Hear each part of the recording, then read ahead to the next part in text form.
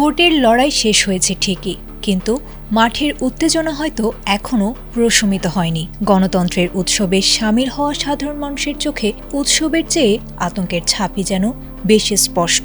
দেশের বিভিন্ন প্রান্ত থেকে আসা খবরগুলো যখন কেবলই রক্তক্ষরণ আর আর্তনাদের গল্প শোনায়, তখন নিছক রাজনৈতিক বিবৃতির দেয়াল ভেঙে নতুন কোনো বার্তার অপেক্ষায় থাকে সাধারণ জনতা। সে স্তব্ধতা ভেঙে এবার প্রতিবাদের এক নতুন সুর ধ্বনিত হল সামাজিক যোগাযোগ মাধ্যমের দেয়ালে।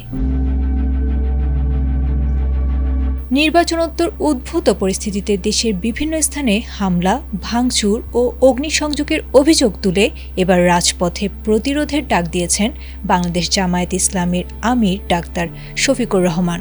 রোববার ভোরে নিজের ভেরিফাইড ফেসবুক পেজে এক আবেগঘন ও কড়া বার্তায় তিনি সংগঠনের নেতাকর্মীদের নির্দেশ দিয়েছেন জনগণের পাশে ঢাল হয়ে দাঁড়ানোর।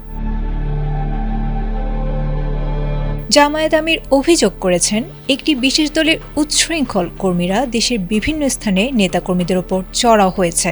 সবচেয়ে বেদনাদায়ক হিসেবে তিনি উল্লেখ করেছেন নারীদের ওপর শ্লীলতাহানির অভিযোগকে। তিনি স্পষ্টভাবে জানিয়ে দিয়েছেন, কোনো অপশক্তির কাছে মাথা নত করা হবে না। যেখানেই সাধারণ মানুষ আক্রান্ত হবে, সেখানেই জনগণকে সাথে নিয়ে গড়ে তুলতে হবে তীব্র প্রতিরোধ।